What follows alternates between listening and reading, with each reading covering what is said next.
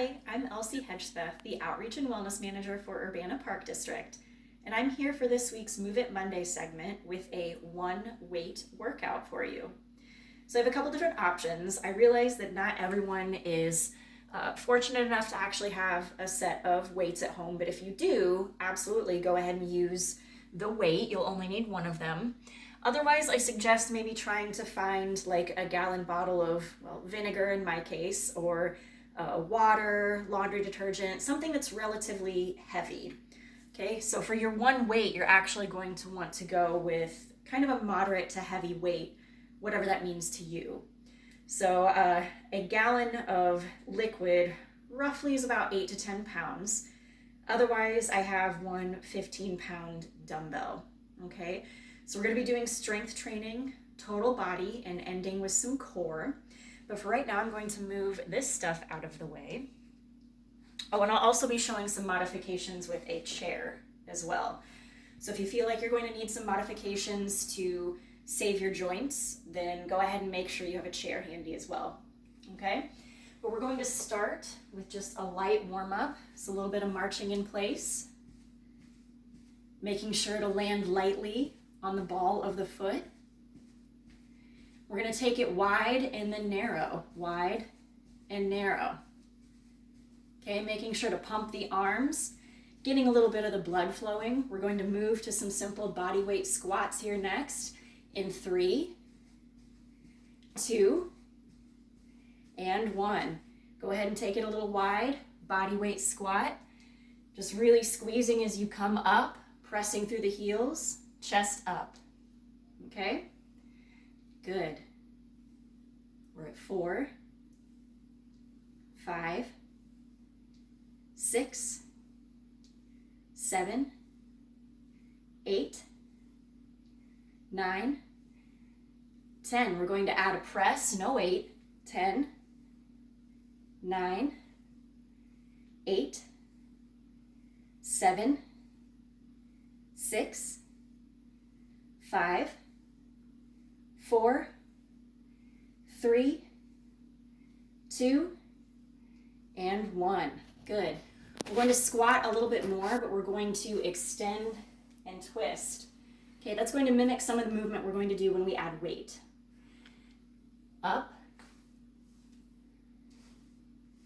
Notice how when I'm reaching, kind of pivoting onto the toe of the opposite foot. Okay, you're going to want to bear that in mind once we add the weight. Good.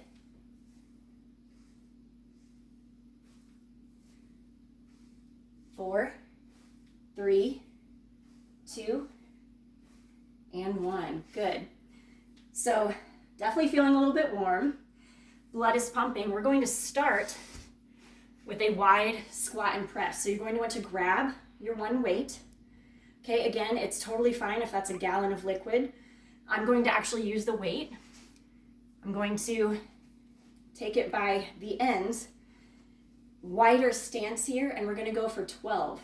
Okay, with the wide stance, I want my knees tracking over my toes, keeping the weight close until I'm ready to push it overhead. Chest up as we squat. Here we go. And extend overhead, bracing the core. That's 2, 3, drive up through the heels, 5, 6, squeeze the glutes, 7, 8, 9, 10, 2 more, 11, last one here, 12. Good. From here, I'm going to incorporate the chair just to show you an option. Moving to some upper body, we've got a one-armed row. So normally, and you can do this option too, I would take a knee, bring my elbow to the knee, and then I'm going to row up like this, okay? Keeping the elbow close to the sides, incorporating a little bit of shoulder and back. I realize that that can be kind of hard on the joints, especially if you're down on more of a harder surface. So the same thing can be done up on a chair. Making sure that I have my weight on the chair. We're gonna do 12 on each side. So placing the hand that you're not lifting with on the seat of the chair, splitting your stance for support. Got that weight, my shoulders are squared down towards the chair, and we're gonna row up for 12. Here we go. 12, 11, 10, 9, 8, 7, 6, 5, 4, 3, 2, last one. Good. I'm going to pick up my chair and change it to the opposite side. So a couple things that you may have noticed there. Yes, I have my stance split here for support, but as I'm rowing it up, just a reminder, try and keep those shoulders squared and really row with the weight close to your rib cage. Okay? The elbow should almost come straight up, really nice and high. All right? Let's go for 12 on this side. 12, 11, 10, 9, 8, 7, 6, 5, 4, 3, 2, and 1. Good. So I'm going to move the chair out of the way just for right now. After this, we've got some lunging, okay? So what do I have here? Ooh, a lunge with a twist. So working the lower half as well as the core. So anytime that you're lunging and twisting, especially with weight, I advise you to keep that hugged really close to your chest as to not strain your back muscles, okay? And also, most of the time when I'm doing this, I urge people to actually do a back lunge just because it's a little bit safer on the knees. So I'll show you a little bit from a diagonal. We're gonna do 12 on each side.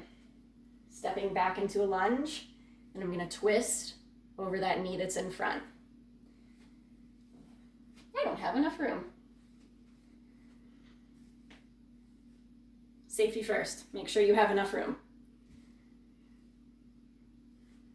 So this will be 2 on this side,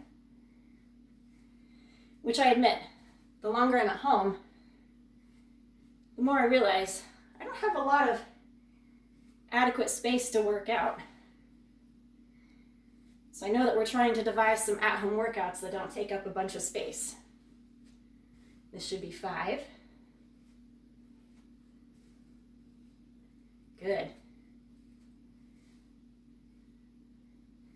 So I'm lunging, making sure you have plenty of space behind you to do that backwards step. Chest is staying tall. And even as I twist, that weight is hugged into my chest.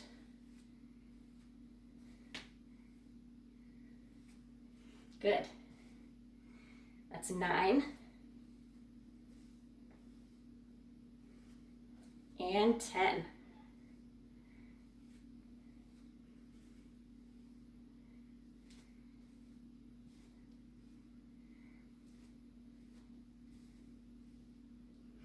One more each side.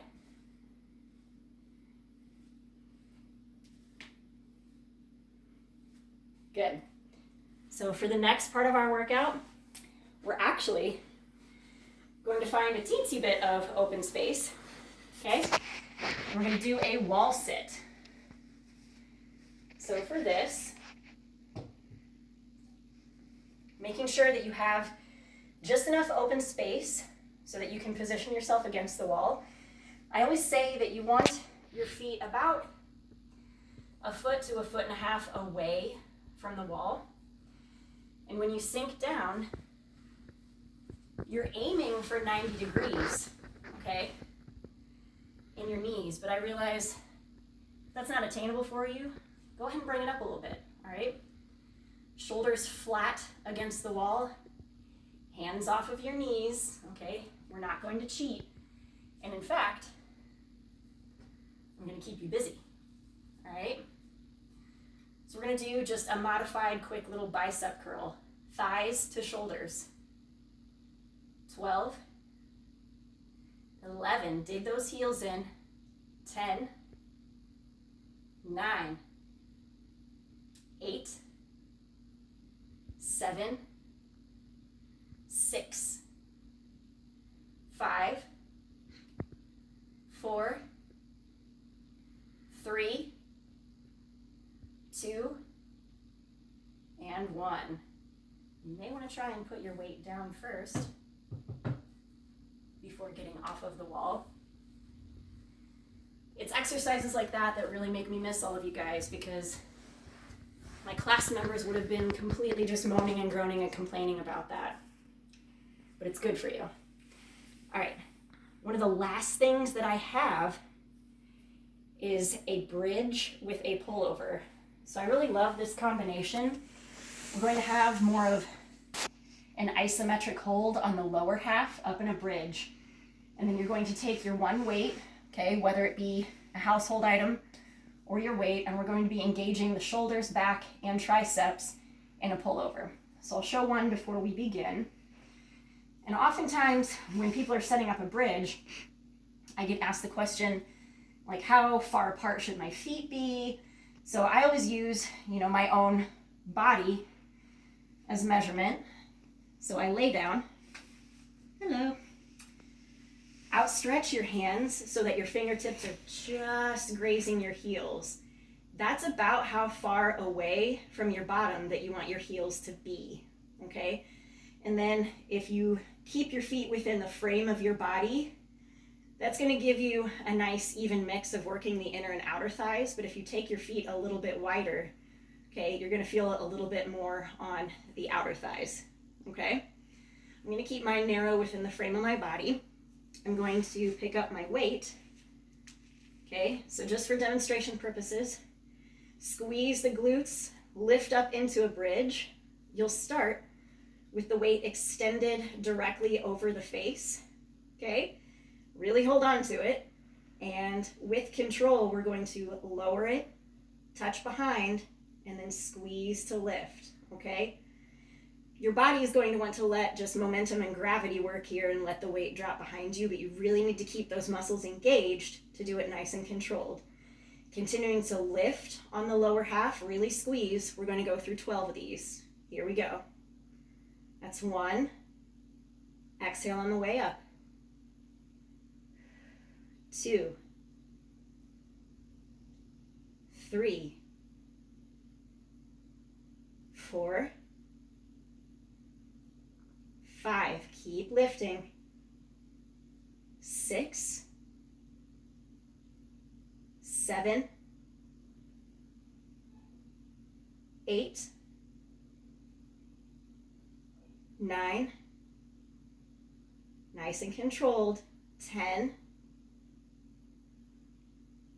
11, last one here, and 12, okay? Go ahead and lower, and then bring the weight down, and we'll sit up, all right? So I would be remiss if I didn't do just a little bit of core for you. Since we're already down, I promised you a one weight workout. We'll see how well I can do this with 15 pounds. But we're going to do some Russian twists, okay? And that's going to work the abdominals, specifically the obliques, okay? So starting here, knees bent, tilting back, engaging, opening up the chest and shoulders. I'm gonna grab my weight once again, always hugging it in close, and we're going to twist, okay? If you really just want to up the intensity, you can always do this as well with the feet lifted. I'll admit, I'm not quite there with 15 pounds, so my feet are going to stay firmly planted on the ground. We're going to do 12 on each side here, okay? Proud chest, ready, here we go. 1, 2, 3, 4, really twisting. 5, 6, 7, 8, 9, 10, 11, and 12. Last little bit of core here. We're going to just hold a plank, okay? This is another one where if you need the chair for assistance, one way to make a plank a little bit more attainable for you is, of course, to elevate it, okay? So if a plank is difficult, I'm going to want your hands directly under shoulders as your support here. Body straight, bottom lowered, holding up on the chair. Shoulders away from the ears, okay? However, I'm feeling like a little bit of a challenge at the end of my workout here. So I'm going to set up in an elbow plank on the floor, and we're going to hold, okay? For elbow plank, just a quick reminder, you want your hands parallel, okay? Really try not to clasp the hands together. Anytime we do that, especially in an elbow plank, it just causes our shoulders to hunch forward, and we're bringing a lot of work into our shoulders and upper back, and not right here where it's intended, okay? Also, anytime you're in a plank, try and keep your feet a little bit wider. Give yourself a little bit of a wider base rather than your feet right next to one another. All right, so setting up parallel here, we're going to raise up and keeping the body nice and straight. Here we go.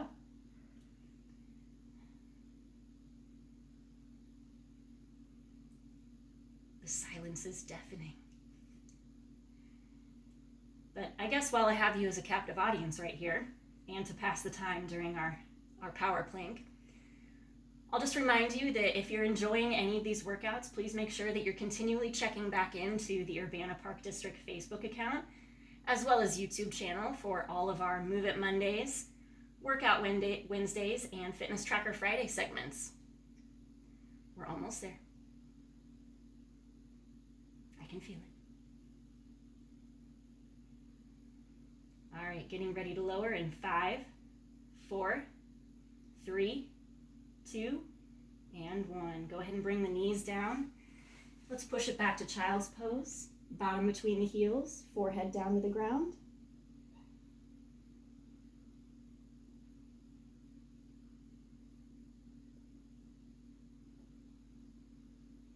Good.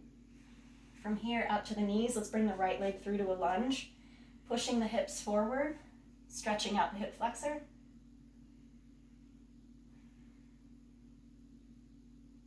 That one was quick but effective, so I hope you enjoyed it.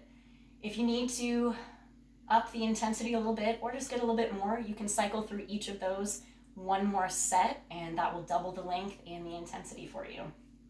Go ahead and push back, and we're going to switch. Knee forward. Good. This can also be done standing. If you don't want to be down on your knees, you can always take one leg back, push the hips gently forward, and you'll be stretching out that hip flexor as well. Good. If you haven't already stood up yet, go ahead and do so. We'll take one arm across and slightly down. We actually did do quite a bit of shoulder work today, so making sure you stretch out those shoulders. Switch. Good. We'll end with one big cleansing breath for the road. So taking the feet slightly wide, we're going to inhale up, big inhale. And exhale, arms down to the side. Again, this is Elsie Hedgespeth with Urbana Park District for your Move It Monday. Thanks for joining.